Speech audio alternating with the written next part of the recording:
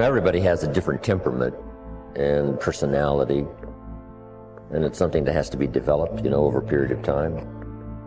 We all must deal with that dark side of our nature, the positive side of our nature, and it isn't that it ever gets done or finished, but that we should suppress those things that would cause us trouble, not only within ourselves, but cause us trouble with someone else.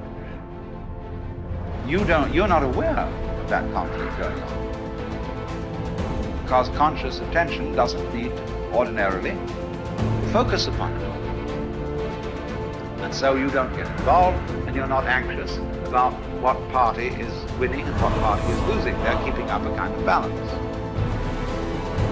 It's a spiritual battle, and it's taken people thousands and thousands of years to figure this out. You can find that. You just look inside. Inadequacy, weakness, susceptibility to temptation, narcissism, pride, envy, revenge, resentment, frustration, lack of faith, all of that.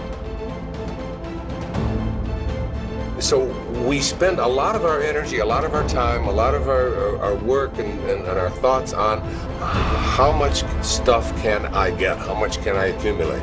And the problem that comes up with this is that if you believe that you are what you have, if you really believe that, so we have almost like a dilemma. If I am what I have, then when I don't, I'm not. I start to get really terrified. I start to get really scared when I don't have as much stuff as I want to have, or when other people have more stuff. So we spend a lot of our energy comparing ourselves to what other people have. Jump on the positive side of whatever you want. See if you can help out in this warfare, this push-shove match. That's the key. That's why the old wise man said, we must learn to love and hate.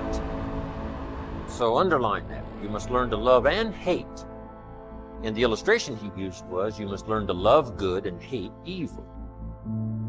But the major key to your and my future, the major key to you and mine being able to put our lives together, to get up and move forward, the major key to creating the next greatest version of ourselves and looking out for our families and improving our lives and our community.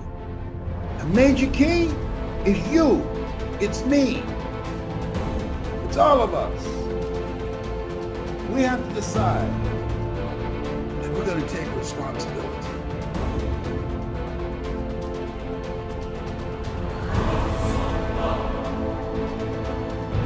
So, what are the opportunities today? Probably one of the best forms of growth that we can work with now is cooperation and service to each other. The individual finds perhaps the greatest basic joy that there is in the human composition when he brings joy or releases joy through other persons. One of the simplest things we can do is to plan a program of helpfulness, a program of not thinking about ourselves, but earning the respect, admiration, confidence, and affection of other people. It is something to look back quietly upon a good deed that has brought security to another. And this type of backward looking is probably the most cheerful as possible. So service to others. If you do not know what to do, help someone in desperate trouble. Forget being deprived of a few hours of television or being requested to turn away from some ordinary leisure that you have planned. But try to see what you can do to help other people. Now, if you have special trained abilities in these matters, there are many opportunities that open themselves to the person who really wants to help. If you have music as a background and have the abilities, find some young people who want music and cannot afford it. And instead of sitting around gossiping or answering phone calls, take these young people and try to educate them or help them in their musical lessons. If you are in business, take young people who need business training. They will not get proper training in school, but they can get it from someone who has been through it and knows what is right and knows what should occur and what should not occur. Everyone can do something, and out of the best they have done themselves, share with another. Then there are things you can do for yourselves. If you are not in a position or do not feel equipped to work with other people, then work with yourselves. Develop those faculties and powers which are not functioning properly today. Look over your own life and see what your mind is doing. Is your mind growing?